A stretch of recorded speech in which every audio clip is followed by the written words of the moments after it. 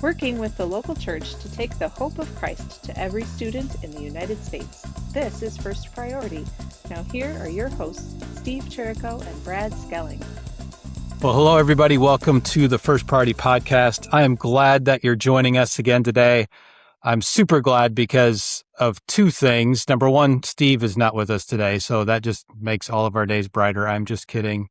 Steve is a lovely soul. But I have with me two guests who I am excited. I've just met myself, but Gabe and Bella, welcome to the show this morning. Hi. Hello. Gabe and Bella are both interns at First Priority over in North Carolina in Johnson County, North Carolina District 1. So I'm going to let them introduce themselves here for a moment. And tell us who you are, a little bit maybe about family, hobbies, and what you do with First Priority. Ladies first. I'm Bella. I'm 18, and I've been a part of First Priority since I was a sophomore for the student leader, and then I just freshly graduated from Court Rivers High School. I'm attending Campbell University in the fall to study sports communications, and I got plugged in to internship back in January. I help a lot with like social media coordinating, content creating, and student leader development. Okay. I'm Gabe. I'm 16, and I've been a student leader since my freshman year.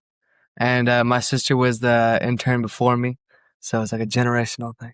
No, I'm kidding. I knew a lot about First Priority before I got into it, but I've been interning for about a year. And What does it mean to be an intern with Rachel over there? Tell us more.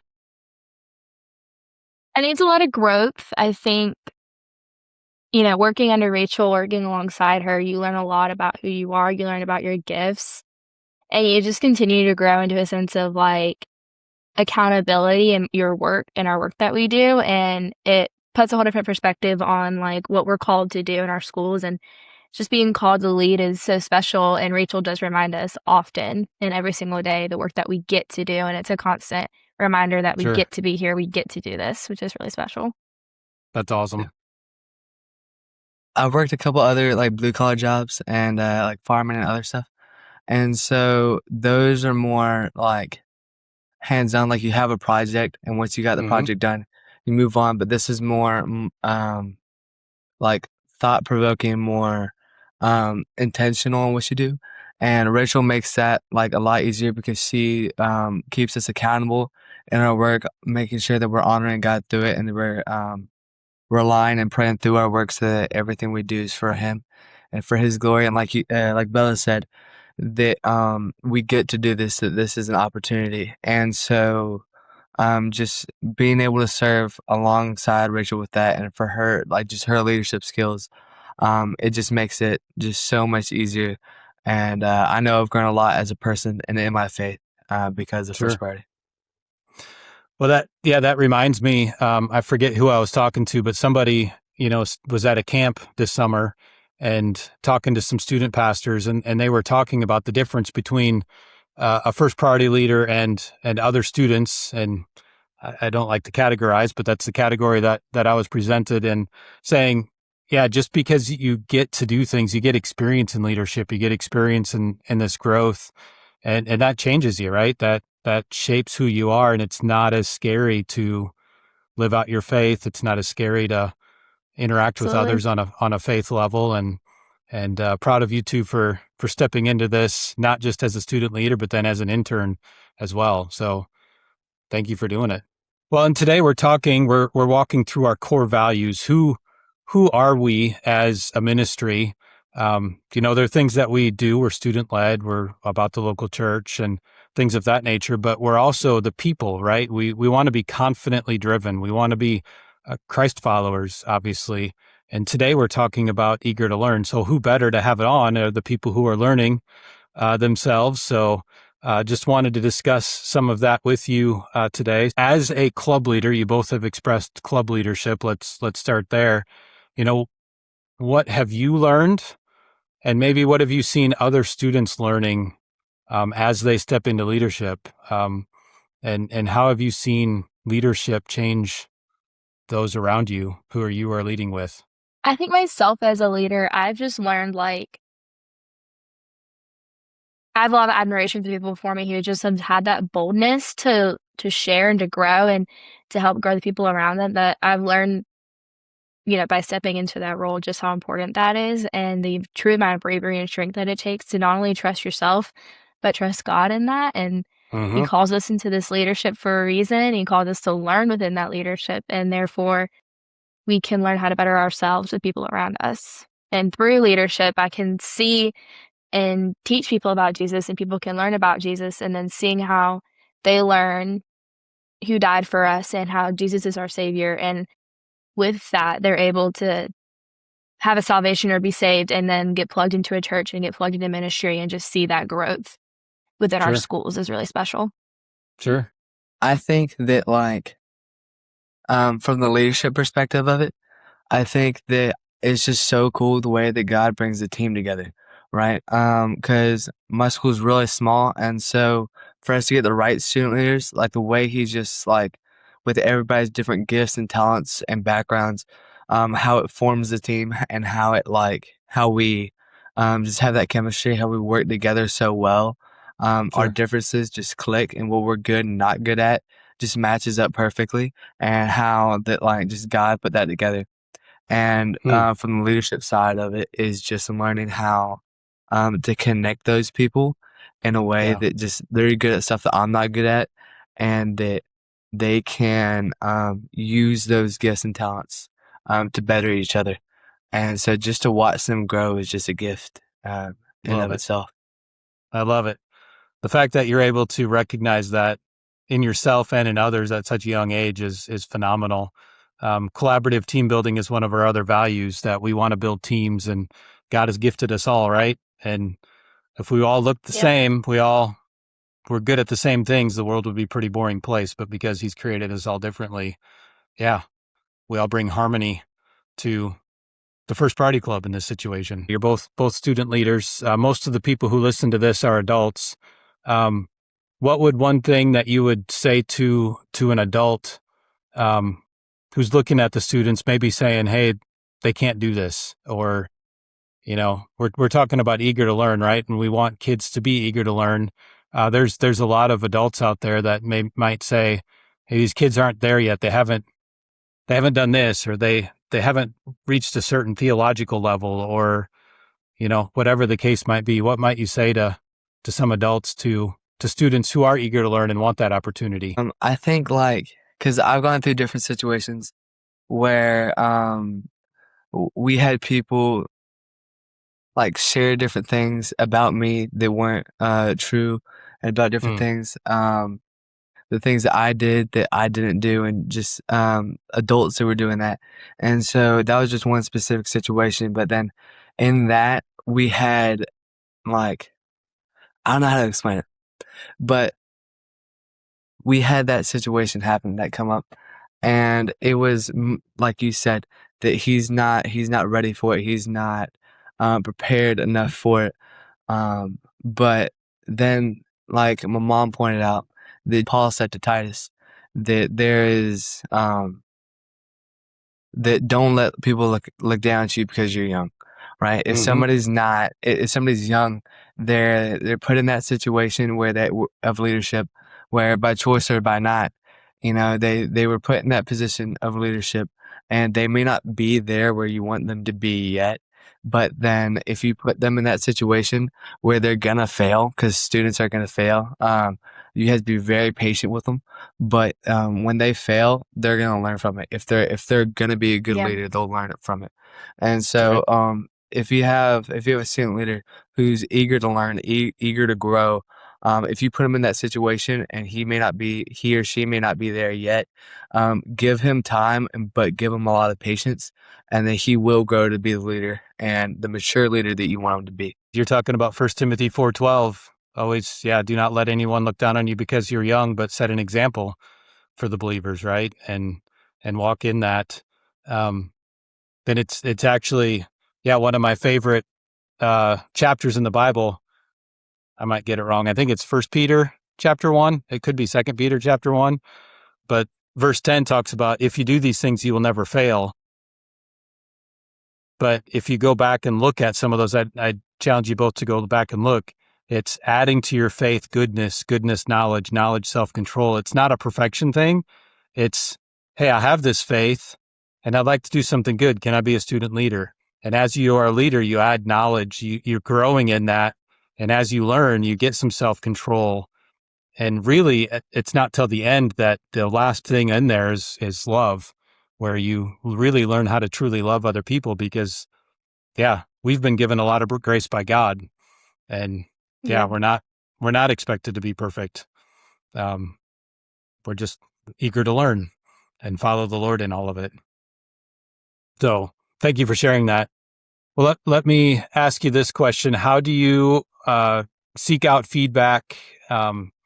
As you see, we talked about gifts and abilities in other people. You want to learn new skills. How do you seek out feedback from others on your leadership or opportunities to learn new skills? What's your process for doing some of that? I think asking a lot of questions.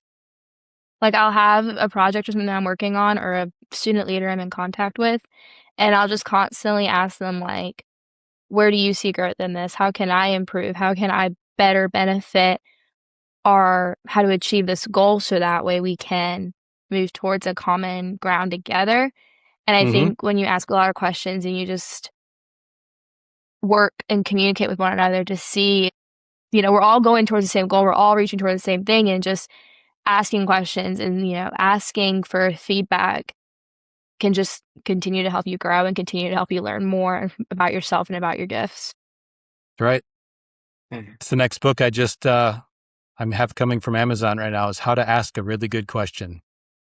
There's an art It's to important. it for sure. It's an important skill that I wish I had. Well, there's a book out there. Order it from Amazon. Got it. There you go. Yeah, so Bella, you actually took my answer. But nah. I think like what you were saying, ask questions. And I think there's certain people we should ask though, is that you should ask a peer. Like after you have like a project, after you did something, that others are able to see, I would say ask whoever like primarily was impacted by it. And ask them like how you did in it, like how could you do better in whatever you did.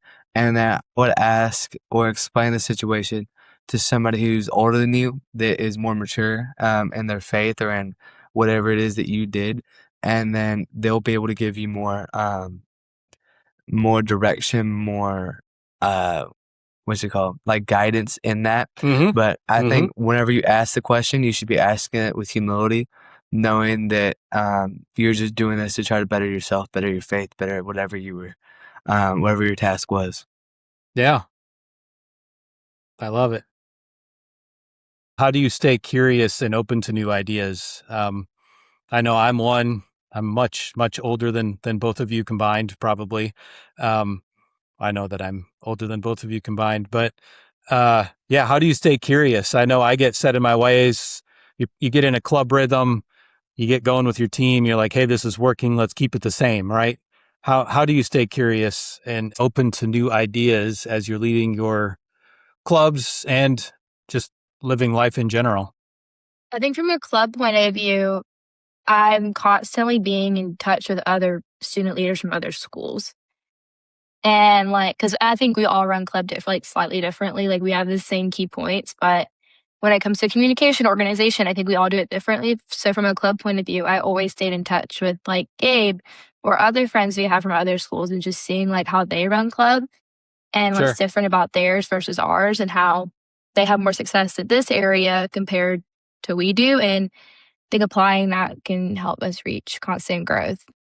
And then I think within myself, again, just a lot of communication and just a lot of I want to better myself. I want to better my faith. How can I do that? It's just asking more questions, seeking guidance in the word more, diving into my scripture and constantly knowing I have more to learn. So what's stopping me from just learning it?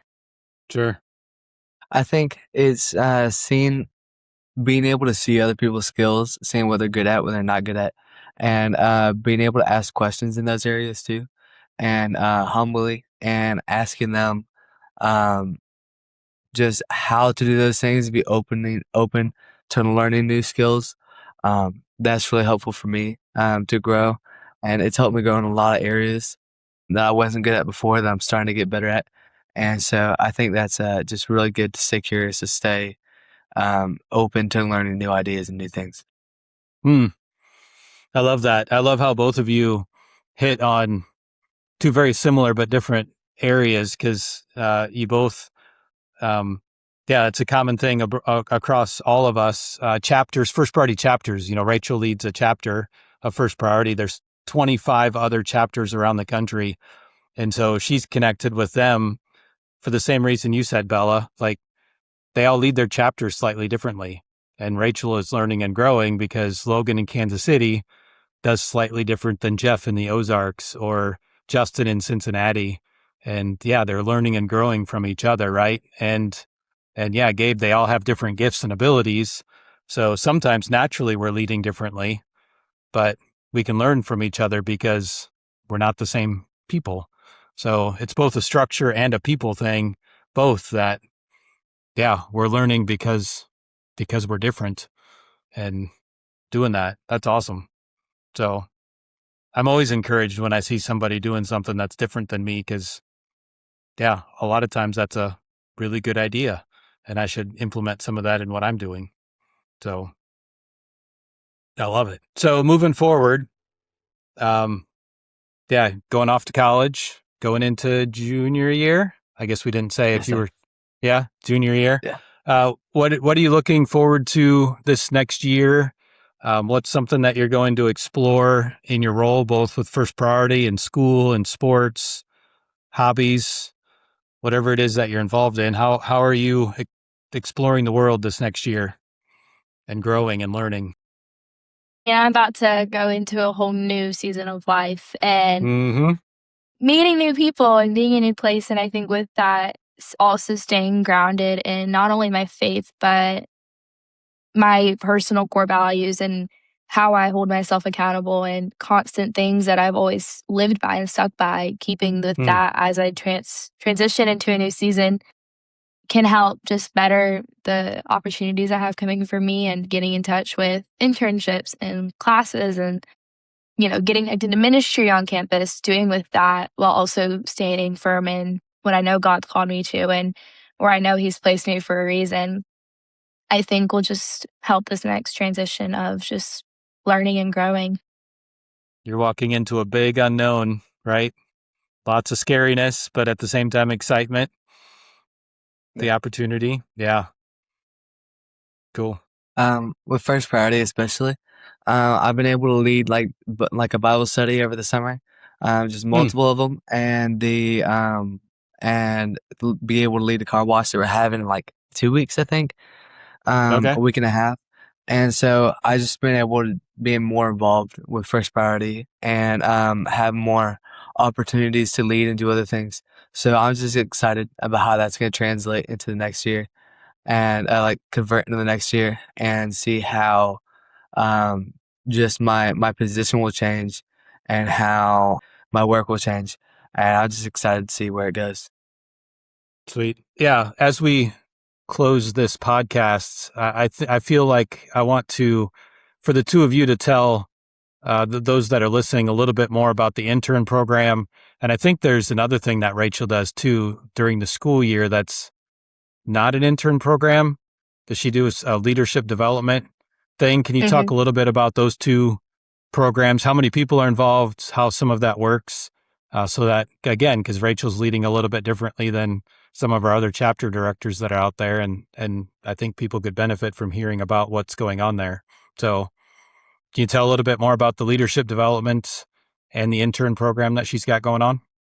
Yeah, SLT, student leadership team. It was originally 12 weeks long. This year she's changing it to, I think, Gabe, if I'm wrong, correct me, it's 6 months now, 8 months? I think it's 9 months.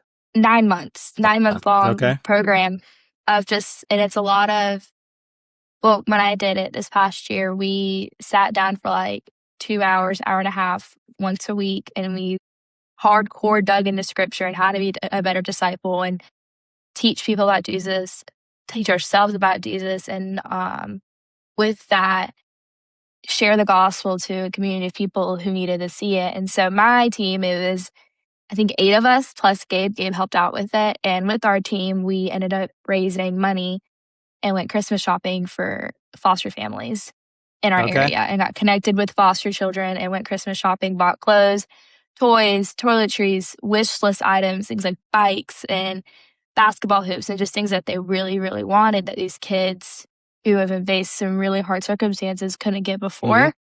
And went shopping, and with that plugged the gospel and just the love and the grace and mercy of Jesus into those families for the holiday season, which is really, really special. Yeah.